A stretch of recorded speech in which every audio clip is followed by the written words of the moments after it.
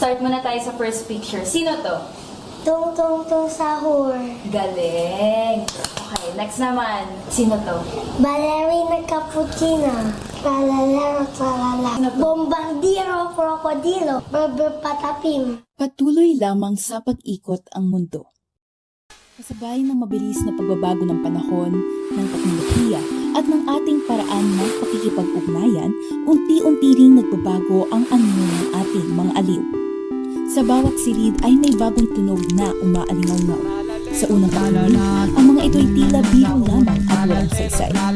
Ngunit, kung pakikinggan ng mas maigi, isa na itong ingay na sumasapaw sa tinig ng ating realidad. Sa henerasyon ngayon, marami sa kabataan ang halos hindi na humiwalay sa kanilang mga gadget.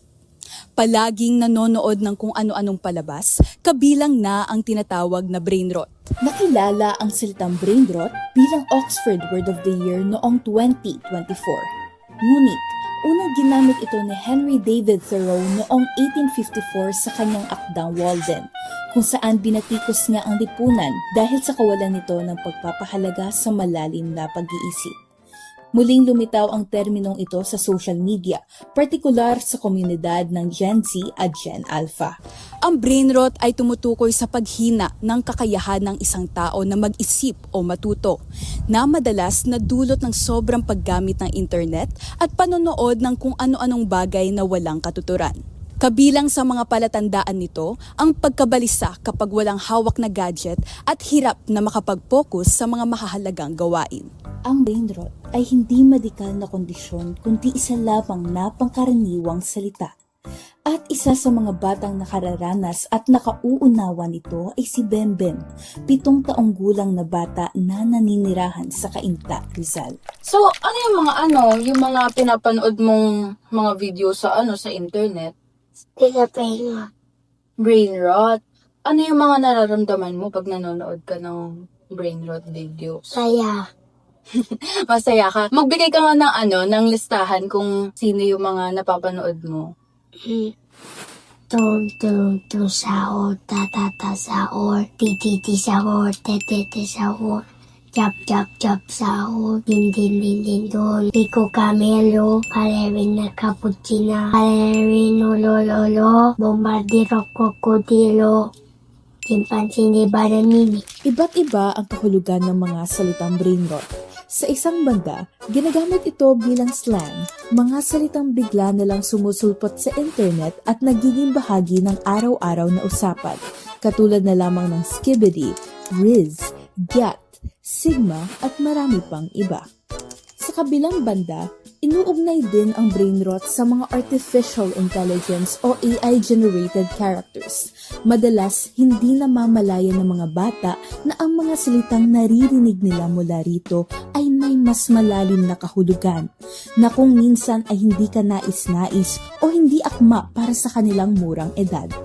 Dahil dito, nagiging normal sa kanila ang paggamit ng mga terminong hindi pa nila lubos na nauunawaan. Pag nanonood ka ng mga brain rot videos, ganun-ganun, kadalasan ka bang napapagalitan ng mommy or daddy mo? Ano yung mga sinasabi nila sa'yo pag nagagalit sila? Tumigil ka na dyan. Yung brain rot bad yun. Ibig sabihin nun, nararat yung brain mo. Ikaw, pag pinapagalitan ka tungkol sa mga pinapanood mo, anong nararamdaman mo? Nalulungkot ka ba? Tahimik. Dahil sa pagiging babad sa brain rot videos, hindi maiiwasan na merong mga magulang na nag-aalala. Sapagkat makikita nila ang unti-unting pagbabago sa asal ng kanilang mga anak.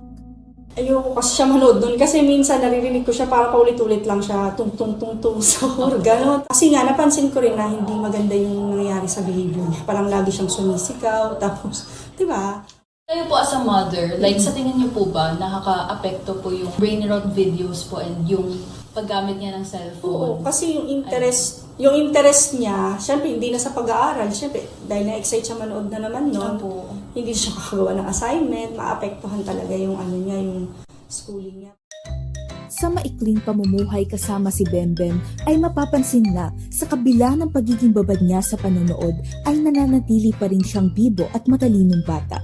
Ngunit ang atensyon niya sa pag-aaral at paggawa ng mga taktang aralin ay nahahati at unti-unting natatabunan ng mga video sa screen. At hindi lamang sa talino o kahusayan sa eskwela na susukat ang epekto ng brain rot, dahil ang resulta nito ay prominente rin sa paraan ng pagkilos ng bata. Kasi the environment has a strong effect on the personality.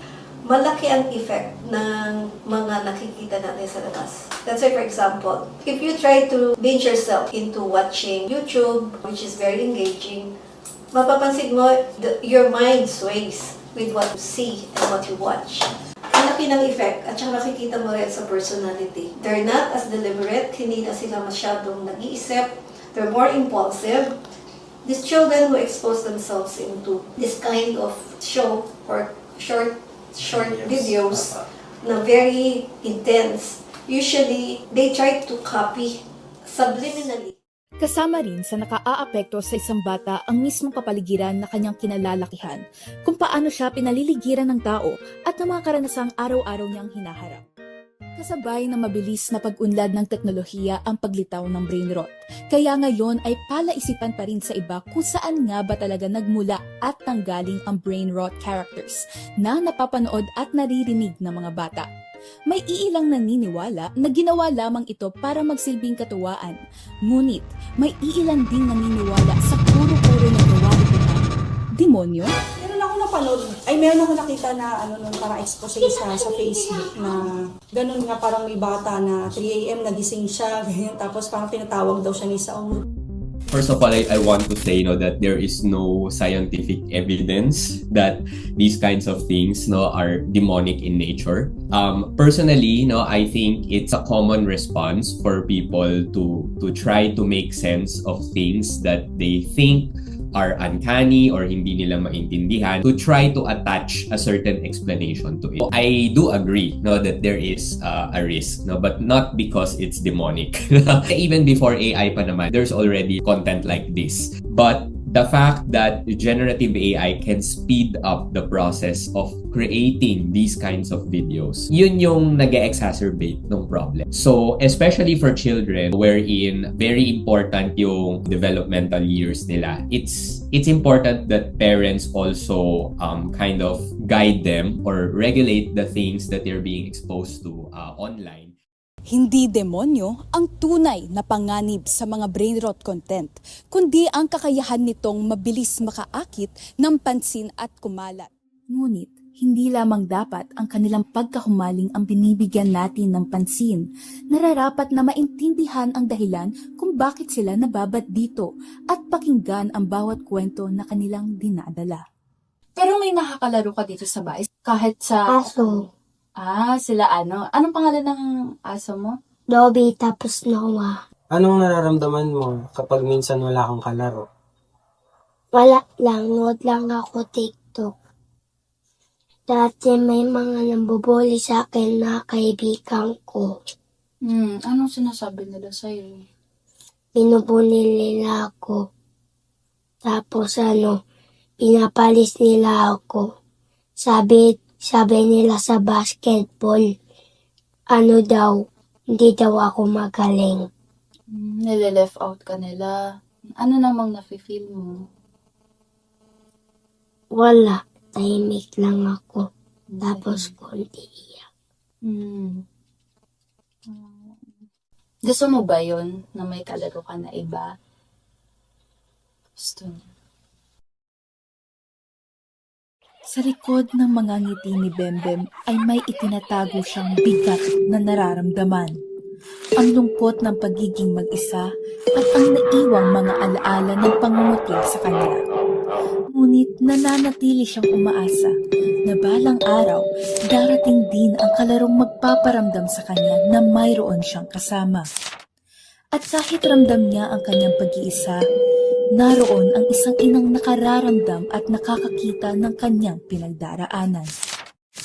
Paano nyo naman po nakahandle pag sobra na po siya sa screen time niya or rather sa panonood po ng mga brain rot videos? Siguro kung hindi ako full-time na nag-work, ma-handle ko talaga. Kasi si Bem, mahilig talaga siya makipaglaro. Ayan na. Dali na. Ayan na nga siya. Mahilig siya makipaglaro. Kung meron lang talaga nakipaglaro sa kanya, hindi talaga siya mag-screen time.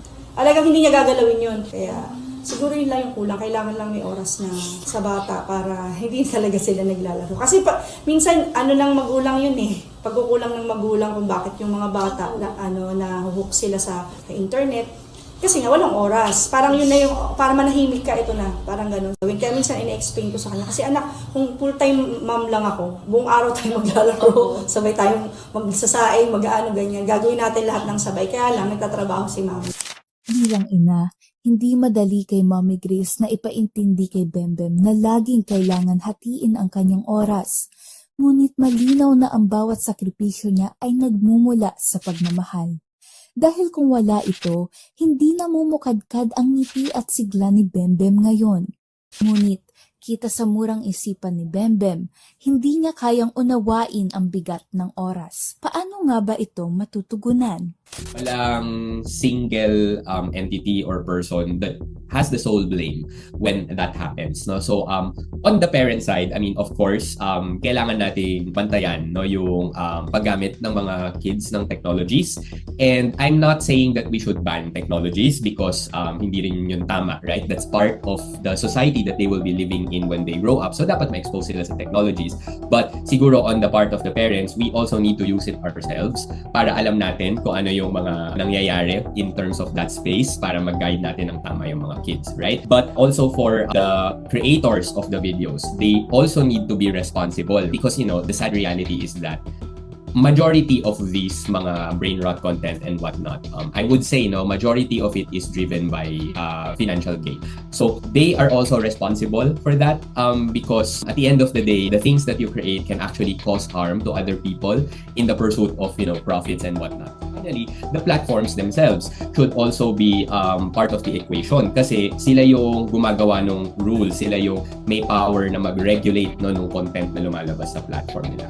Actually, in addition to those three, I would even say na pati yung government should also play a role, no, but it has to be done right, no. So the government also has the power to kind of put these companies in check, right? So I think this issue needs to be solved collaboratively with different stakeholders, starting from the parents to the content creator to the companies to the government. Po ang masasabi niyo po sa viewers, lalo na po sa parents and sa Sa children? parents. Ayun nga, bigyan nila ng oras yung mga anak nila kasi hindi puro trabaho lang yung... Hindi naman kasi material na bagay lang yung gusto ng mga bata. Kahit binibilan mo sila ng mga ganun cellphone, mga... Gusto pa rin nila yung presence ng magulang. Gusto pa rin nila talaga yung yakap, makipaglaro, mag-enjoy. So yung mga magulang dapat magbigay sila ng oras sa mga anak nila. Kung nag-work sila Monday to Friday, Sabado at Linggo, bigay nila sa anak nila. Nakita natin sa mga kwento ni Bembem na ang bawat tawa ay may kasamang pananahimik at minsan kirot mula sa pag-iisa. Nakita natin ang pangamba ng magulang, ang pananaw ng mga eksperto na hindi ito gawa ng anumang demonyo, kundi ng isang sistemang pinapalakas ng teknolohiya at kawalan ng gabay. Ngunit hindi pa huli ang lahat. Ang tanong ay hindi lang kung ano ang nilalaman ng mga video, kundi kung paano natin tutugunan ang mga puwang na pilit nilang pinupunan. Patuloy lamang sa pag-ikot ang mundo. At sa pag-ikot nito, tayo ang magpapasya kung hahayaan ba natin na manatiling bihag na lamang ng ingay ang mga bata o muli nating iparirinig sa kanila ang malinaw na tinig na magbubukas at gigising sa kanilang realidad. Dahil ang ingay ng screen ay pansamantala lamang na musika at ang hinahanap ng mga bata tunay na himig ng presensya.